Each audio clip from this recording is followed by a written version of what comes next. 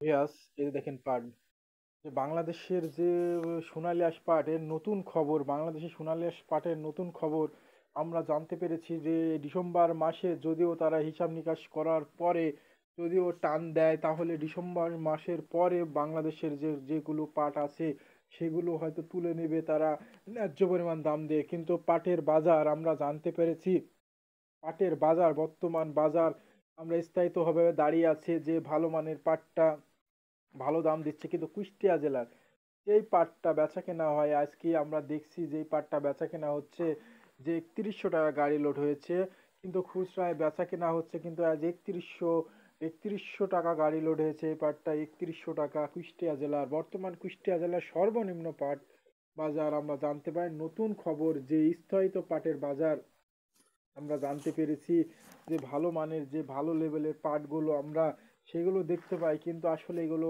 সেই স্থায়িত্ব ভালো না। মিম পাট এগুলো 3100 টাকা করে আজ গাড়ি লোড আছে। খুচরা বেচা কেনা আমরা জানতে পেরেছি যে খুচরা বেচা কেনা কয় টাকা করে। এমন পাট আছে কুষ্টিয়া জেলায় 3050, 3100 এবং 3020 টাকা পর্যন্ত বেচা কেনা হচ্ছে। ভালো মানের পাটটা 3200 থেকে 3300 পর্যন্ত বেচা কেনা হচ্ছে কুষ্টিয়া জেলার পাট।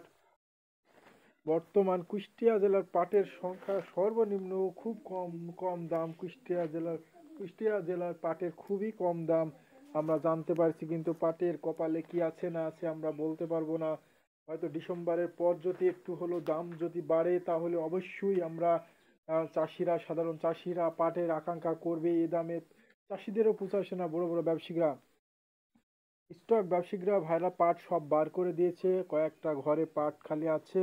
আমরা বর্তমান জানতে পারছি যে কয়েকটা ঘরে যে পাট আছে, আর যে পাটগুলো আমরা দেখতে পাচ্ছি এগুলো হচ্ছে নুই পাট। আমরা এগুলোর দাম দিয়েছি সর্বোচ্চ 3100 টাকা, আর আমরা বেচা কেনা হচ্ছে 3200, 3300, 3400। ভালো মানের পাটগুলো পাটের কোয়ালিটি অনুযায়ী কোয়ালিটি দাম দিচ্ছে কুষ্টিয়া জেলার। সর্বনিম্ন দাম পায় কুষ্টিয়া জেলার, তারপরেও আবার কোয়ালিটি করে দাম দিচ্ছে। বর্তমান বড় বড় ব্যবসায়ীদের ব্যবসা চলছে, ক্ষুদ্র ব্যবসায়ীদের ব্যবসা চলছে না, কারণ ক্ষুদ্র ব্যবসায়ীরা আর রিস্ক নিছে না।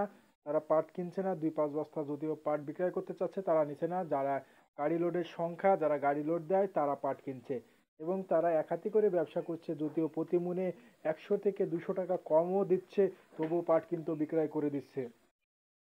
গাড়ি লোডের সংখ্যা যদিও তারা একটু বেশি দিচ্ছে, তবুও কিন্তু তারপরেও গাড়ি লোডে হয়ে যাচ্ছে। বর্তমান গাড়ি লোডের সংখ্যা আমরা জানতে পারছি যে 3100, 3200, 3300 ভালো মানের পাটটা বেচা কেনা হচ্ছে।